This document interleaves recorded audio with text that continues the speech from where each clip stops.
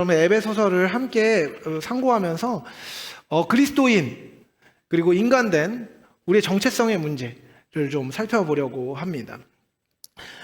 우리가 우리를 사랑할 근거, 우리를 긍정할 근거가 무엇인지를 말씀을 통해 함께 나눠보려고 합니다. 여러분 혹시 몇 가지만 물어볼까요? MBTI 많이 해보셨죠? 거의 다 했을 거라고 생각하는데 여러분 MBTI 중에서 T인분 한번 손 들어볼래요? T? T 별로 없어요? T. T 별로 없네? T.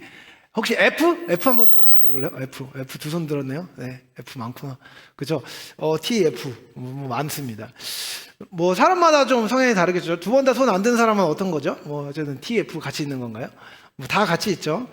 여러분, 감정이 있고 논리가 있습니다. 근데 이 감정과 논리 중에 사람을 바꾸는 건 뭘까요? 함정 질문이죠. 둘 다 바꿉니다. 그죠? 근데 여러분, 둘 중에 뭐가 더 영향력이 크냐라고 얘기하면 사람들은 흔히 내 성향에 맞는 사고적 아니면 감정이 나에게 부딪혀 들어올 때 내가 더 큰 영향을 받는다고 생각하기 쉽습니다. 근데 사실 어떻게 보면 감정이냐 논리냐가 어떤 변화의 원인이 된다기보다는 중요한 건 그 감정 뒤에 그리고 논리 뒤에 있는 그 사람인 것 같아요. 혹은 그 사건인 것 같습니다. 여러분 사람의 영혼에 인상을 남기는 것은요 결국 어떤 일이 어떤 이벤트가 어떤 존재가 부딪혀 들어올 때 변화되는 것 같아요. 영향력이 커야 되는 겁니다. 그러니까 감정이냐 지성이냐가 아니라 감정이 됐든 지성이 됐든 커야 되는 거죠. 그렇죠? 사람마다 어떤 방식에 대한 선호는 다를 수 있습니다. 감정적인 호소를 좋아할 수도 있고요. 이성적인 호소를 좋아할 수도 있습니다. 하지만 분명한 건 감정적이건 이성적이건 그 크기가 얼마나 진정성 있게 부딪혀 들어오느냐가 사실 사람을 변화시키는데 큰 영향을 끼치는 것이죠. 사실 에베소서는요. 많은 이들에게 커다란 영향을 미친 성경 중 하나입니다. 에베소서의 저자는 바울이고 바울은 이 서신을 옥중에서 썼습니다. 감옥에서 썼다는 얘기죠. 이 감옥에서 사도 바울이 에베소 교회를 향해서 이 서신을 쓸 때 바울의 상태가 어땠냐면 의외로 기쁨과 감사가 가득한 상태였습니다. 재밌죠? 감옥에 갇혀 있는데도 불구하고요 기쁨과 감사가 넘쳤습니다. 그가 감옥에서 썼던 에베소서 말고 다른 서신인 빌립보서는 기쁨의 서신이라고 부르는데 자신의 기쁨을 뺏어갈 수 없다는 것에 대한 이야기들을 계속합니다. 그러니까 여러분 그는 감옥에 갇혀 있었어도 감정이 메마르지 않은 상태에 있었던 것이지요. 여러분 이 에베소서가 쓰일 당시에 사도 바울은요 사역을 한 지 꽤나 오래된 시점이었습니다. 교회와 함께 사람들과 함께 사역을 열심히 해서 이미 시간이 오래된 시점이었죠. 여러분 그 시점이라고 한다면 사실 사역이 됐든 어떤 일이 됐든 오래 하면은 매너리즘에 빠질 법도 한데 사도 바울은 그렇지 않았어요. 그의 지성은요 어느 때보다 농익어 있었습니다. 그의 신학은요 어느 때보다 잘 정리되어 있었어요. 그래서 예수를 어떻게 믿는 것인지 우리는 어떤 존재인지에 대한 확실한 답을 지성적인 답을 갖고 있었습니다. 근데 여러분 그 지성적인 답에 더하여서 그는 자기가 갖고 있는 복음을 너무나 기뻐했어요. 너무나 좋아했습니다. 결국 그는 논리와 기쁨을 함께 가지고 있었던 사람이었고 그 논리와 기쁨이 함께 섞여서 표현된 서신이 우리가 오늘 함께 읽은 에베소서입니다. 실제로 그래서 에베소서의 신학은요 불타는 감정과 얼음장같이 세밀한 논리가 함께 춤을 추는 본문이라고 이야기할 수 있습니다. 특별히 성도의 인생이 하나님의 계획 안에서 어떻게 교회와 함께 세워지며 더 큰 그림 안에서 어떤 의미와 가치를 지니는지를요 찬양과 논리 안에 드러내고 있는 것이죠. 그래서 저는 여러분과 함께 에베소서를 함께 자세히 살펴보려고 합니다. 사실 에베소서를 다루는 방법은 여러 가지가 있습니다. 근데 여러분하고 이 에베소서를 가지고 제가 어떤 신학적인 공부를 해서 여러분에게 많은 것을 알려주는 게 목표가 아니라요 에베소서가 얘기하고 있는 여러분에 대해서 함께 나눠보고 싶습니다. 여러분 한 사람 한 사람의 부르심이 어떤 것인지 그리고 그 부르심을 하나님은 어떤 계획 안에 갖고 계신지 그리고 그 계획을 가지고 우리가 살아갈 때 어떤 태도를 가지고 살아갈 수 있는지에 대해서 함께 살펴보려고 해요. 에베소서의 가장 중요한 주제 중에 하나는요 바로 교회입니다. 복음의 깊은 이야기가 다뤄지는 이 서신은요 한 사람 한 사람의 구원뿐만 아니라 그 개인의 구원이 어디서부터 왔고 어떤 식으로 확장되는지를 보여줍니다. 더 구체적으로는요, 하나님이 예수 그리스도를 통해 세상을 회복하시는 구속의 역사 안에 우리의 삶, 구원, 그리고 우리의 회복된 삶이 어떤 식으로 확장되는지를 보여주는 것이 에베소서의 신학입니다. 그래서 에베소서는요, 앞에 부분 1장에서 3장에서는 하나님이 하신 일, 그리고 그 일이 어떤 의미를 지니는지를 먼저 얘기한 뒤에 4장과 6장에서 어떻게 살아야 되는지를 이야기합니다. 여러분, 하나님이 여러분 어떤 분이라고 여러분 믿으십니까? 우리가 복음을 들을 때요, 예수님이 당신을 위해 죽었습니다라는 복음을 듣습니다. 그 얘기만 들으면 하나님은 나를 구원하는 것에 깊은 관심을 갖고 계시다는 것을 알 수 있죠. 하지만 여러분, 하나님은요, 나 얘기만 집중하시는 분이 아니십니다. 단지 몇 사람을 천국에 보내시는 분으로 묘사되지 않는다는 것이죠. 하나님은요, 그리스도를 중심으로 해서 무너진 피조 세상을 완벽하게 회복하기를 원하십니다. 그리고 그 모든 세상을 향해서 아무 계획 없이 접근하는 분이 아니라 완전한 계획을 갖고 접근하는 분으로 묘사되는 것이죠.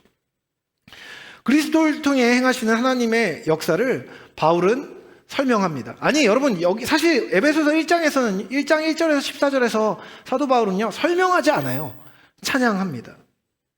오늘 본문은 하나님이 우리를 어떻게 하나님의 구원의 계획 안으로, 그 이야기 안으로 부르셨는지를 보여주는 에베소서 전체의 서론이라고 할 수 있습니다.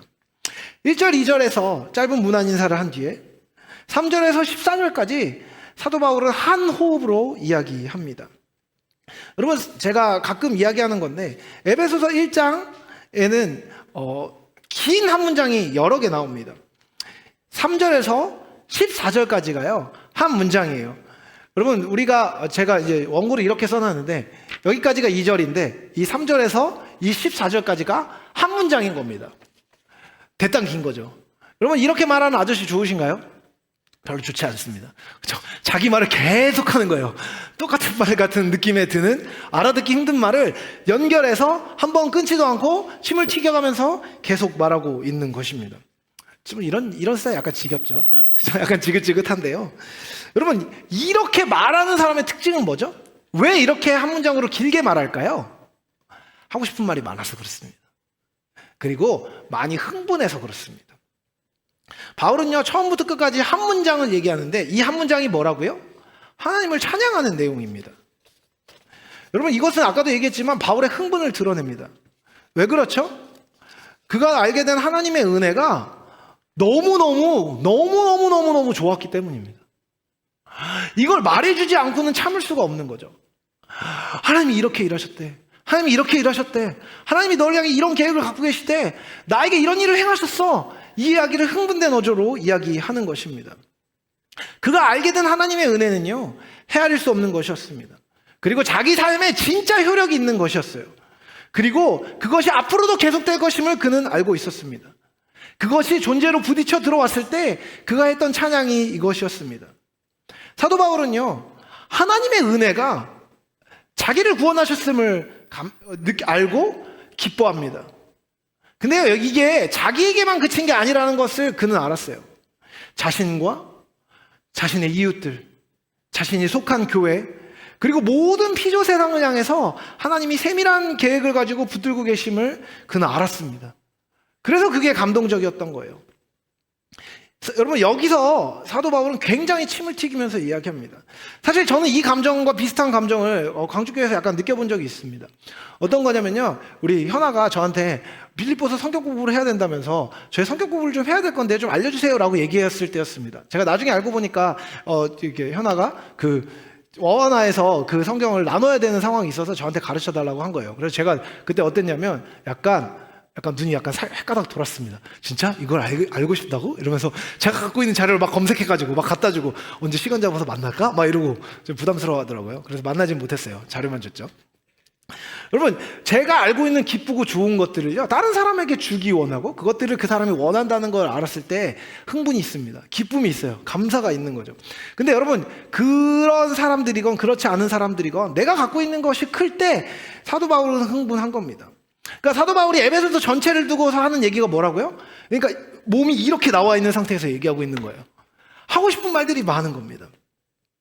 그래서 이 3절에서 14절까지 말씀은요, 이 아저씨가 하는 찬양이자 잔소리이자 놀라운 설교인 것이죠. 여러분, 3절에서 6절에서 사도는요, 하나님께서 성도인 우리에게 모든 복을 주셨다는 것을 찬양해요. 와, 하나님이 이런 복을 주셨어라고 얘기합니다. 그 복은요, 하나님이 우리를 그리스도 안에서 택하시고 양자 삼으시고 거룩하게 하시고 우리의 소속을 바꾸신 것입니다. 여러분, 이 부분에서 계속해서 반복적으로 터져나오는 찬사는 무엇입니까? 하나님이 그리스도 안에서 사랑으로 그 일을 행하셨다는 것입니다. 이를 통해 우리는 하나님의 은혜의 영광을 찬송할 수 있게 비로소 된 것이죠. 이전에 알 수 없었던 것을 알게 되었고 할 수 없던 일을 할 수 있게 된 것입니다. 여러분, 바울의 이 찬송은요, 하나님이 우리를 택하셔서 부르시고 성도 삼으셨다는 것 자체가 우리의 삶의 의미와 근거를 견고하게 마련해 주셨다는 것을 보여줍니다. 무슨 말인지 아시겠습니까? 여러분, 하나님이 여러분의 삶의 이유를 만들고 계신 것입니다. 하나님이 여러분을 긍정할 이유를 갖고 계신 것입니다. 아니, 하나님이 여러분을 긍정하고 계시다는 거예요. 여러분의 존재를 인정하신다는 것입니다. 여러분의 존재를 귀하게 여기신다는 것입니다. 바울은요, 너희들의 이런 모습에 근거하여 하나님이 너희를 자녀로 받아들였다고 얘기하지 않습니다. 야, 너 진짜 공부 잘하는구나, 내 자녀가 되어라. 너 얼굴이 예쁘구나, 내 자녀가 되어라. 너 이거 잘하는구나, 너 키보드 잘 치는구나, 내 동료가 되어라. 너 드럼 잘 치는구나, 너 귀한 사람이다. 하나님 그렇게 얘기하지 않으십니다. 너 이거 멋지니까 내 자녀가 되라고 얘기하지 않으십니다. 하나님은 그리스도 안에서 우리를 택하셨습니다. 그리스도의 사랑이 우리를 택하신 근거인 것이죠. 하나님의 우리를 향한 택하심은요, 우리가 다른 사람보다 나아서 이루어진 게 아닙니다. 여러분, 옆에 있는 사람 한번 보시겠습니까? 그 사람이 여러분보다 훌륭한 부분도 있을 거고요, 그 사람이 여러분보다 못한 부분도 있을 겁니다. 여러분, 근데 그것 때문에 옆에 있는 사람이 택함 받은 게 아닙니다. 그 옆에 있는 걔보다 내가 나으니까 난 하나님의 자녀가 될 만해, 이래서 그런 게 아니라는 것입니다. 여러분, 하나님은요, 여러분 한 사람 한 사람을 향한 온전한 계획을 갖고 계십니다. 그런데 그 온전한 계획은요, 여러분이 잘나고 자격이 있어서 획득한 게 아니라 하나님이 우리가 아직 죄인 되었을 때 우리를 향한 완전한 계획과 사랑을 가지고 행하신 일입니다. 여러분, 그리스도의 사랑이 우리를 택하신 근거입니다. 그리스도께서 우리를 택하셔서 당신의 뜻 안에서 먼저 우리를 구원할 계획을 가지고 우리를 귀히 여기셨다는 것, 하나님이 은혜로우신 분이고 그분이 우리를 향해 먼저 일하셨다는 것이 보여지는 것이죠. 여러분, 기억하십시오.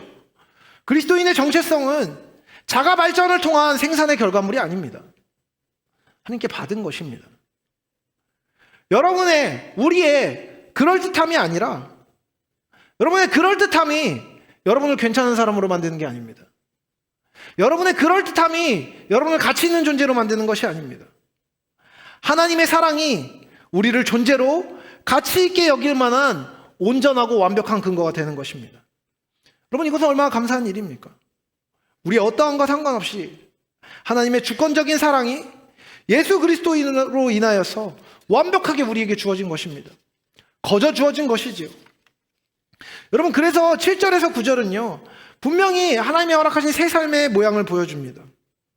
하나님이 하신 일과 그것이 그리스도 안에서 이루어졌음을 벅찬 어조로 흥분해서 얘기한 뒤에 바울은 계속해서 그분이 하신 선한 일이 믿는 우리에게 미친 영향을 설명합니다.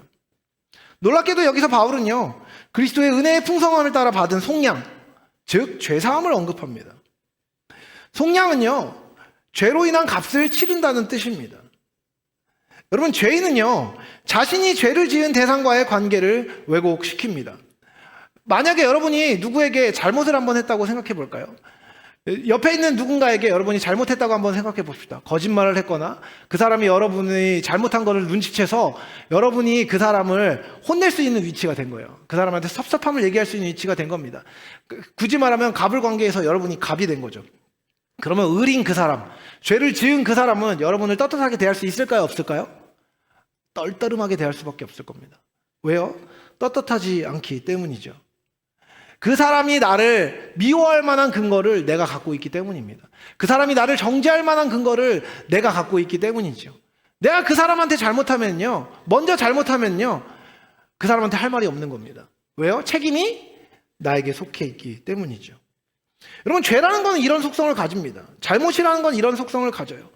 여러분, 그러니까 뭐 부부싸움을 하거나 할 때 옛날에 누군가가 바람을 폈다면 그것을 용서해 줬어도 잘 용서 안 해주죠. 어쨌든 용서해 줬다 쳐도 그 뒤에 그 얘기를 다시 끄집어내면 싸우는 당사자는 굉장히 지겨울지 몰라도 그전 것들이 다시 끌어 들어오면 어떻게 돼요?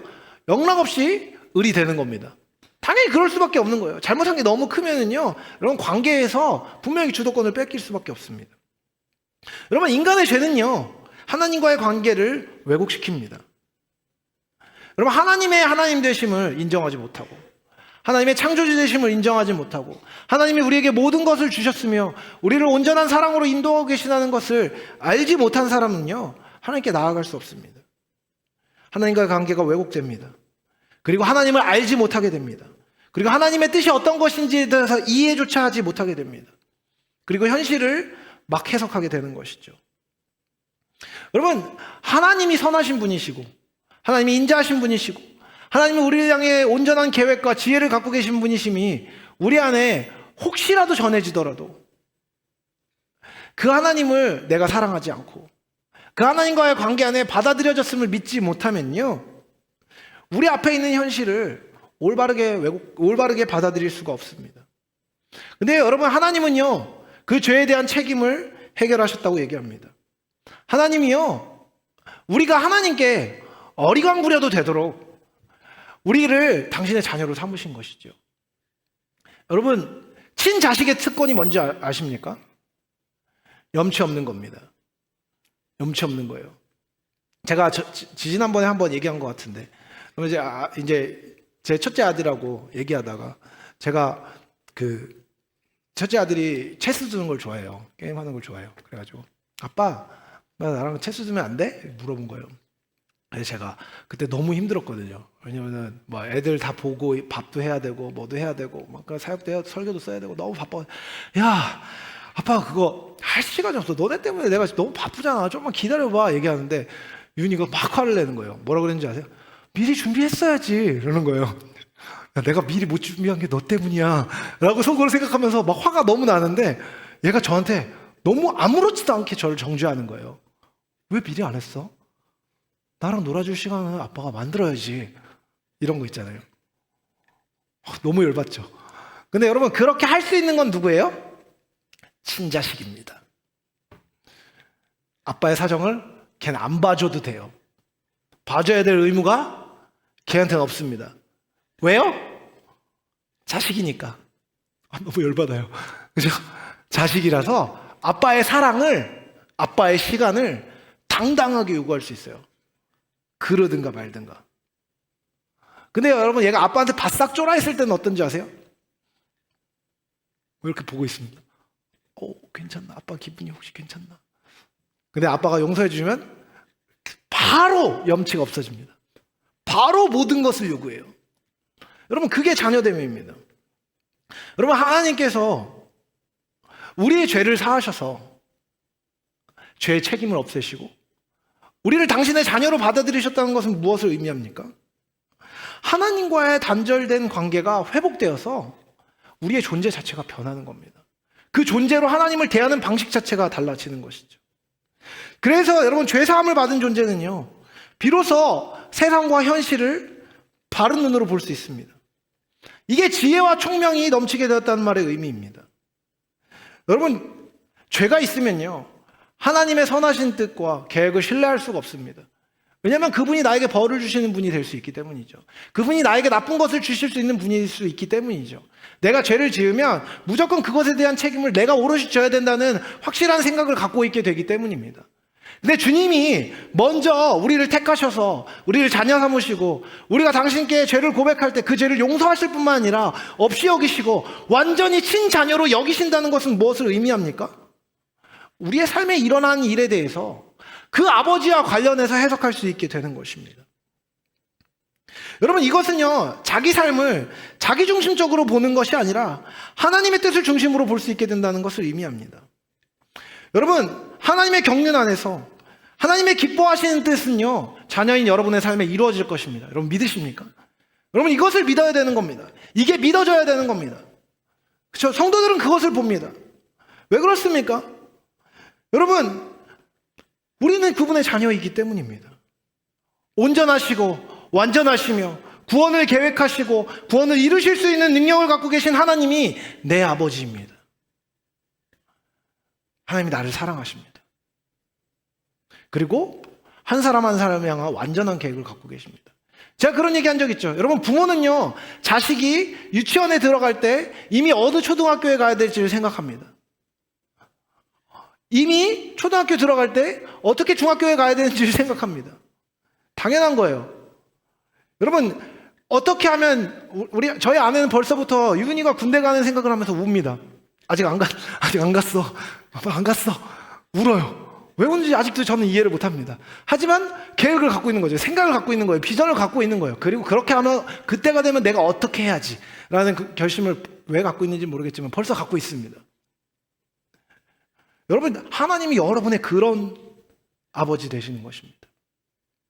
그래서 여러분 삶 가운데 어려움이 있으십니까? 어려워하십시오. 괜찮습니다. 근데 그 어려움을 여러분의 아버지이신 하나님이 어떻게 대할 거라고 생각하십니까? 여러분, 부모인 저는요, 저희 자녀들이 넘어지면 뛰어갑니다.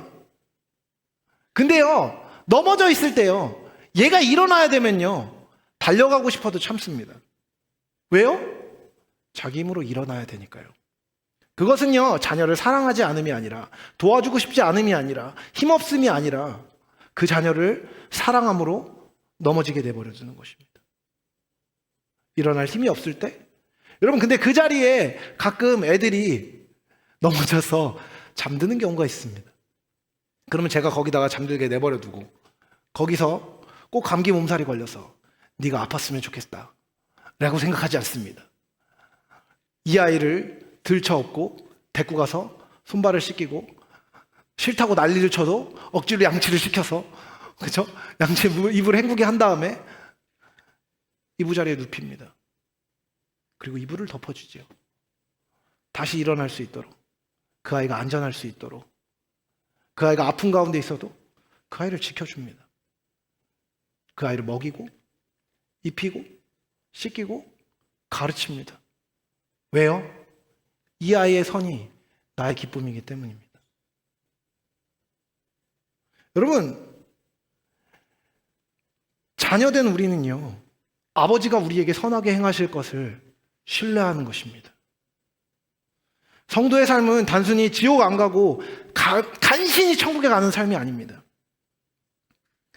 천국의 주인이신 하나님께 있대요. 이 땅에서 천국을 맛보는 것이죠. 그리고 그 천국의 풍성함을 내가 누리는 것에서 더하여서 다른 사람도 누릴 수 있도록 기쁨으로 초청하는 통로가 되는 것입니다. 내가 누리고 있는 기쁨을 나 혼자 누리는 게 아니라, 내가 누리고 있는 기쁨의 크기와 깊이와 넓이를 계속해서 알아가면서 더 기뻐할 뿐만 아니라 그 기쁨을 함께 전하는 삶이 성도의 삶의 방향이 되는 것입니다. 그래서 여러분, 이렇게 예수 그리스도를 만나고 하나님을 아버지라고 여기게 되고 그분을 만나고 그분과 함께하는 삶을 살아가게 되는 사람의 삶은요, 온전한 방향으로 가는 것입니다.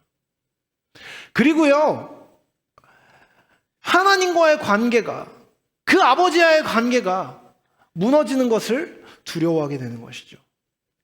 이것은 죄와 허물을 떠날, 죄를 미워할 강력한 이유를 줍니다. 그리고 선과 사랑을 취할 더 강렬한 이유를 주는 것입니다. 우리 아버지가 선한 분이시기 때문이죠. 우리 아버지를 무서워하기 때문만이 아니라 우리 아버지를 기뻐함으로, 아버지와 함께하는 것들이 너무 좋기 때문에 그분이 기뻐하시는 일을 기뻐하고 그분이 싫어하는 것을 싫어하는 것입니다. 너무 당연한 것입니다. 여러분, 또한 이 복음은요, 이 에베소서에서 사도 바울은요, 우리의 삶이 한 점이 아니라고 얘기합니다. 여러분, 하나님의 놀라운 구원의 경륜은요, 성자 그리스도 안에서 온 세계 만물이 회복되는 것입니다. 완전한 통일을 이루는 것입니다. 그분의 뜻, 그분의 계획, 완전한 선함과 사랑의 법이 비단 한 사람의 삶뿐만 아니라 그가 이루는 교회, 그가 그루는 공동체, 그리고 그 공동체가 발되는 모든 땅과 그 교회를 통해 통치하시는 전 우주적인 하나님의 나라에 통용되게 하는 것이 하나님의 구원의 계획입니다. 이것이 에베소서 전체를 관통하는 비전이지요. 여러분, 구원은요, 여러분 한 사람의 구원은요, 하나님의 우주적 구원의 한 부분입니다. 복음은요, 누구 한 사람만 위로하기 위한 지역적인 내용이 아닙니다. 하지만 성도는요, 이 우주적 구원의 매우 중요한 한 부분입니다. 여러분, 여러분은 소비적인 존재가 아님을 기억하십시오. 여러분을 써서 뭘 하는 게 하나님의 목적이 아닙니다. 여러분, 제가 자꾸 자녀 얘기를 해서 죄송한데, 제가 자녀에게 심부름을 시킬 때 걔를 소모시키기 위해서 심부름을 시키는 걸까요? 아니요. 얘 심부름 안 해도 저는 사람들 지장이 없습니다. 근데 얘 심부름 오면은 뭐 해주는지 아세요? 여러분, 제가 500원짜리를 필요로 해서 500원짜리를 편의점에서 사오라고 그러면 얘는 5,000원짜리 아이스크림을 사갖고 옵니다. 저에게 중요한 건 지금 얘가 사오는 500원짜리가 아니라요, 얘가 누리는 5,000원짜리 아이스크림입니다. 여러분, 하나님이 여러분에게 맡기시는 구원의 계획은요, 여러분을 사용하기 위한 게 아니라 여러분이 기쁨을 누리게 하기 위한 것입니다. 성도는 소비되는 존재가 아닙니다. 그 자신도 하나님의 영광의 목적에 포함되는 존재입니다. 여러분의 삶은 하나님의 이야기 밖에 위치하는 것이 아닙니다. 여러분, 여러분에게 하나님이 관심이 없다고 여기십니까? 맞습니다. 더 큰 우주적인 계획이 있고 더 큰 세밀하고 아름다운 계획들이 있습니다. 근데 그 계획의 한 부분으로서 여러분의 삶을 향해서 하나님은 굉장히 치밀하고 완전하고 온전한 계획을 갖고 계십니다. 하나님의 우주적 구원에 가치 있는, 하나님의 우주적 구원에 가치 있는 중요한 지체이자 그 목적을 이루는 데 참여하는 권속이, 가족이, 자녀가 바로 여러분인 것이죠. 그렇게 우리는 하나님의 영광의 찬송 그 자체입니다. 우리는 하나님 나라의 맛보기입니다. 하나님은 우리를 통해 하나님이 어떤 분이신지를 보여주십니다. 하나님은 우리 삶의 일하심으로 말미암아 하나님이 얼마나 선하시고 인자하시고 사랑이 풍성하시고 능력이 많으시고 지혜 그 자체이신지를 보여주시는 것입니다. 이것은 하나님을 높이는, 하나님께 영광을 돌리게 하기 위한 하나님의 방법입니다. 여러분, 하나님이 여러분의 삶을 포기하지 않으십니다. 여러분의 삶을 책임지십니다. 왠지 아십니까? 하나님이 여러분의 삶을 책임지시는 것이 하나님이 옆에 있는 사람의 삶을 책임지시기 위하여서 주도권을 쥐는 묘사이기 때문입니다. 여러분, 하나님 나라의 맛보기인 것이죠. 여러모로 여러분은 하나님 나라의 맛보기입니다. 여러분의 삶에 하나님이 영원한 하나님의 삶의 기쁨을 여러 가지 방법으로 나눠주실 것입니다. 그것을 여러분이 맛볼 때 그것을 맛보는 여러분을 보며 세상은 하나님을 알게 되는 것이죠. 아, 하나님은 사람을 저렇게 인도하시는구나.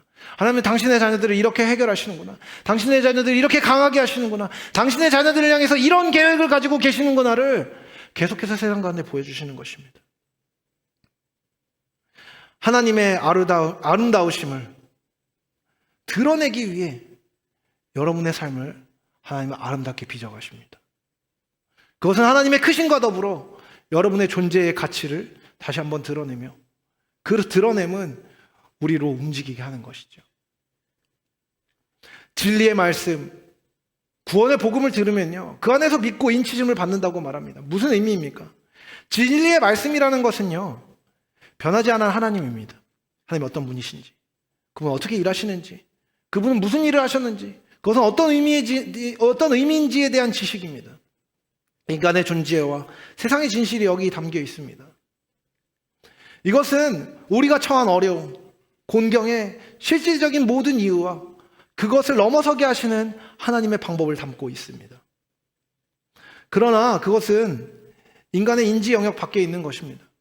여러분, 우리는 하나님의 자녀입니다라는 말은 쉽지만 하나님의 자녀로서 내가 진짜로 하나님의 계획 안에 있다는 것을 알고 믿고 그것을 누리는 것은 조금 다른 이야기입니다.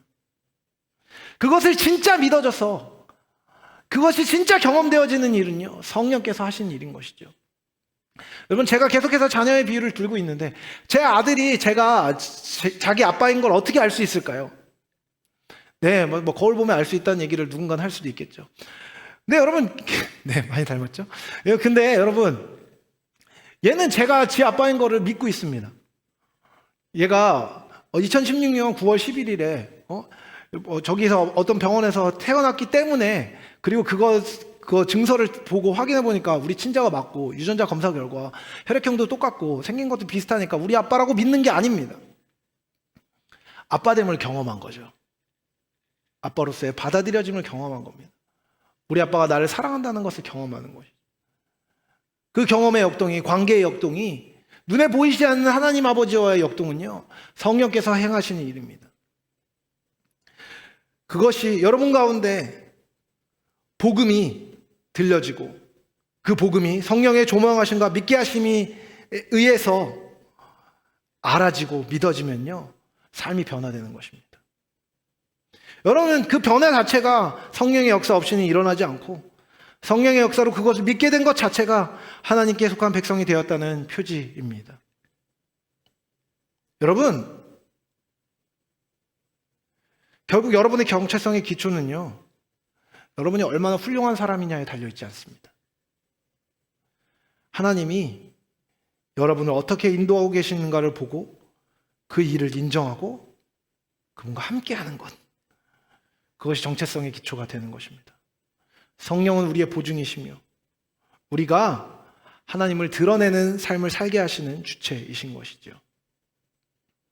여러분은 여러분이 누구인지에 대해서 알아야 합니다. 전 여러분에게 그것을 알려주기 원합니다. 여러분, 저는 여러분의 삶이 다 잘 되기 원합니다. 제가 어제도 몇몇 지체들하고 통화하면서 그런 얘기를 했어요. 야, 난 네가 잘 될 걸 믿는데 왜 넌 네가 잘 될 거라고 내가 믿는 것보다 널 믿지 않냐라는 얘기를 진짜 많이 합니다. 여러분, 걔가 잘나 빠져서 그런 얘기를 하는 게 아닙니다. 여러분, 여러분이 뭘 잘하기 때문에 하나님이 여러분에게 잘해 주실까요? 그러면 우리 엄청 노력해야 되지 않겠습니까? 그렇죠? 엄청 애써야 되는 겁니다. 여러분, 하나님이 여러분을 잘 되게 하신다는 것은요, 여러분이 뭘 잘하게 하신다는 게 아닙니다. 여러분, 우리가 잘 된다는 것은요, 우리가 영혼에 잇대어 있으며 풍성하고 무한한 하나님의 능력과 사랑에 연결되어 있음에 대해서 신뢰하고 반드시 선으로 인도함을 받을 존재라는 사실입니다. 여러분 잘 될 겁니다. 왠지 아세요? 하나님이 여러분을 선하게 인도하실 것이기 때문입니다. 여러분, 이것은요, 객관적인 사실에 근거하는 믿음입니다. 그리고 그 믿음을 진짜로 발휘하게 되는 것입니다. 여러분, 믿음을 발휘한다는 건 뭘까요? 때로는 대단한 것이지만 사실 대단한 게 아닙니다. 여러분, 자녀들이 아빠를 믿으면 뭘 할까요? 되게 대단한 일을 할까요? 아니요. 아빠가 밥 해줄 걸 알고 밥 해달라고 그러고요. 아빠가 옷 사줄 거 알고 옷 사달라고 그러고요. 아빠가 뭐 해줄 걸 알고 아빠한테 해달라고 그럽니다. 우리 아버지의 수입은, 우리 아버지의 사례비는 한 달에 얼마고 얼마가 들어오고 그것에 근거하면 이런 돈을 갖고 있으니까 아빠가 그래도 나를 아들로 여기니까 이 정도는 사줄 거야 라고 생각하면서 이거를 사달라고 하는 게 아니라요, 그렇죠? 아이언맨 옷 사달라고 하는 겁니다. 스파이더맨 옷 사달라고 하는 겁니다. 왜요? 아들이니까. 그리고 그게 나에게 좋고 내가 좋아하는 것일 뿐만 아니라 나에게 유익이 되는 것을 안다면 아빠가 그걸 해줄 걸 믿는 겁니다. 여러분, 그거 아십니까? 제가 첫째 아들을 데리고 하기 제일 어려운 게 뭐냐면 얘한테 옷을 사주는 겁니다. 왜냐면 옷을 입는 것을 귀찮아하기 때문입니다. 너무 열받아요. 내가 얘한테 잘해주려고 그러는데 얘가 거부합니다. 그래서 진짜 열받아서 너 그러면은 1학년 때 입던 쫄쫄이 옷 입고 댕겨라 얘기하면 비로소 알았어 사줘. 저는 옷을 허락받고 사줘야 됩니다. 진짜 열받죠? 여러분, 제가 걔가 난리치고 막 이 새끼야 저 새끼야 하면 제가 옷을 사줄까요, 안 사줄까요? 걔가 쫄쫄이 옷을 입고 다니는 건 저의 수치입니다. 저의 부끄러움이죠. 그렇죠? 제가 얘한테 100만 원짜리 1000만 원짜리 옷을 안 사줘도 이 아이가 깨끗하게 구겨지지 않은 옷을 입고 단정하게 다니며 이 아이가 얼마나 부모에게 사랑받고 있는 아이고 이 아이가 얼마나 귀히 여김을 받고 있는 아이인지에 대해서 사람들에게 보이는 것, 저의 관심입니다. 아버지 하나님은 여러분에게 완전한 계획과 완전한 관심을 갖고 있습니다. 여러분, 그것을 믿는 것이 믿음입니다. 그 아버지와 관계함이 믿음인 것이지요. 여러분, 믿음이 있다는 것은요, 실제로 그걸 믿고 사는 겁니다. 성령께 우리를 인도하시도록 우리의 계획을 내어 맡기고 그분이 우리를 움직이시도록 내어드리는 것이죠. 나는 죽고 그리스도가 사시는 것. 우주를 주관하시는 하나님이 지금 아주 작고 작은 이 땅에 들어와서 나의 아버지가 되어주신다는 것. 그래서 그 아버지는 지금 눈에 보이지 않아도 내 삶의 가장 자세한 영역 안에서 나를 귀중하게 여기시고 사랑하시고 온전한 계획으로 인도하시며 나를 강하게 하시는 분이시라는 것을 믿는 것. 그 믿음이 있을 때 내 삶이 선하고 아름답고 복되다는 것이 누려지는 것입니다. 그렇게 여러분 하나님이 얼마나 크신 분이신지 알아야 합니다. 그리고 그 크심이 여러분의 삶에 어떤 방식으로 스며들고 있는지를 깨달아야 하는 것입니다. 그러면 여러분의 작은 삶 안에 위대하게 일하고 계시고 그분의 일하심이 드러나는 당신의 삶이 얼마나 존귀하신 것인지를 알게 되는 것이죠. 여러분, 하나님의 큰 계획이 여러분의 삶과 여러분의 삶과 연결될 때 하나님이 여러분의 삶을 당신의 손으로 인도하신다는 것을 믿는 것입니다. 여러분, 여기서 얘기하는 것은 내가 하는 일은 다 잘 될 거야, 내가 하는 시험은 다 붙을 거야, 난 모든 일들에 다른 사람보다 더 뛰어난 사람이 될 거야를 얘기하는 게 아닙니다. 시험에 떨어질 수도 있습니다. 면접에 똑 떨어질 수도 있습니다. 구직이 잘 안 될 수도 있습니다. 무슨 일들이 일어날 수 있습니다. 근데 괜찮습니다. 왜냐하면 결국에 하나님 아버지께서 계획하신 방법 안에서 여러분을 붙들고 계시기 때문입니다. 여러분이 가장 기뻐할 수 있는 곳으로, 하나님을 신뢰할 때 여러분이 가장 행복할 수 있는 곳으로 여러분을 인도하고 계신 것이지요. 내가 어떤 것을 할 수 있는 훌륭한 사람이어서 여러분을 긍정하라는 얘기가 아닙니다. 나를 향한 모든 선을 행하실 수 있는 하나님이 여러분의 하나님이십니다. 여러분, 그것을 믿는 것이죠. 그것을 믿는 사람은요, 자신감이 넘치게 되는 것입니다. 여러분, 어떤 것의 가치는요, 그것에 지불한 값만큼 있을 겁니다. 근데 그거 아십니까? 여러분은 얼마짜리입니까? 여러분을 하나님이 당신의 자녀 삼기 위해서 주신 대가는요, 예수 그리스도입니다. 예수를 값주고 여러분을 속량하셔서 여러분 한 사람 한 사람을 얻어내신 하나님은요, 여러분을 내버려 둘 수 없습니다. 당신의 영광 때문에, 당신의 체면 때문에 하나님은 여러분을 선하게 인도하지 않을 수 없는 것입니다. 그것을 예수님이 보증하셨음을 믿는 것, 그 사실이 예수 그리스도의 십자가 안에 표현되고 있다는 것을 믿는 것, 그것이 신앙입니다. 그리고 그것이 여러분의 정체성의 근거여야 하는 것입니다. 여러분, 하나님은 여러분을 구원하시기 위해서 예수의 피값을 주고 여러분을 사셨습니다. 그렇게 나를 아름답게 구원하는 하나님은요, 나뿐 아니라 나의 이웃을 향하여서도 동일한 가치와 계획을 갖고 계시며 교회를 통해 온 피조 세상을 구원하시고 이끄신다는 사실을 알게 될 때 비로소 사랑을 할 이유와 사랑을 할 힘이 생겨나는 것입니다. 말씀을 마무리하려고 합니다.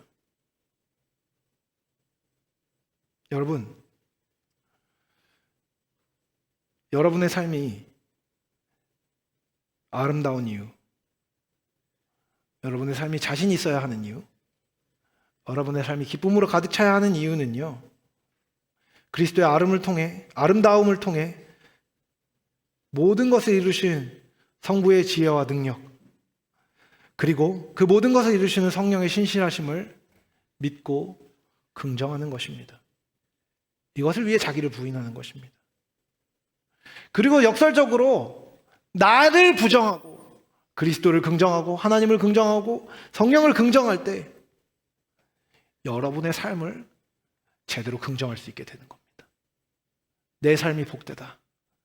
내 삶이 귀하다. 내 삶을 하나님이 인도하고 계시다는 사실을 믿을 때 자신의 행위로 인한 기쁨이 아니라 자신을 존재로 받으시는 하나님으로 인한 기쁨이 비로소 흘러나오게 되는 것이죠. 여러분, 이것을 아는 것이 우리 신앙의 핵심입니다. 그 알문 성령의 역사를 통해서 이루어지는 것이죠. 은혜를 구하십시오. 성령은 이 복음의 비밀을 우리가 아는 것을 기뻐하시며 이것을 믿고 여러분 한 사람 한 사람을 사랑하며 여러분의 이웃을 사랑하고 여러분이 함께 그 사랑을 누리는 것을 너무나 기뻐하십니다. 그리고 그 영광스러운 계획을 여러분 안에 하나님이 이뤄가기를 원하십니다. 그 복에 참여하여 영광스러운 하나님을 기뻐하고 자신의 삶을 향해서 가장 온전한 계획을 갖고 계시는 하나님을 찬양하며 자신의 삶의 아름다움으로 말미암아 하나님을 기뻐하는 복을 누릴 수 있게 되시길 사랑하는 주님의 이름으로 축복합니다.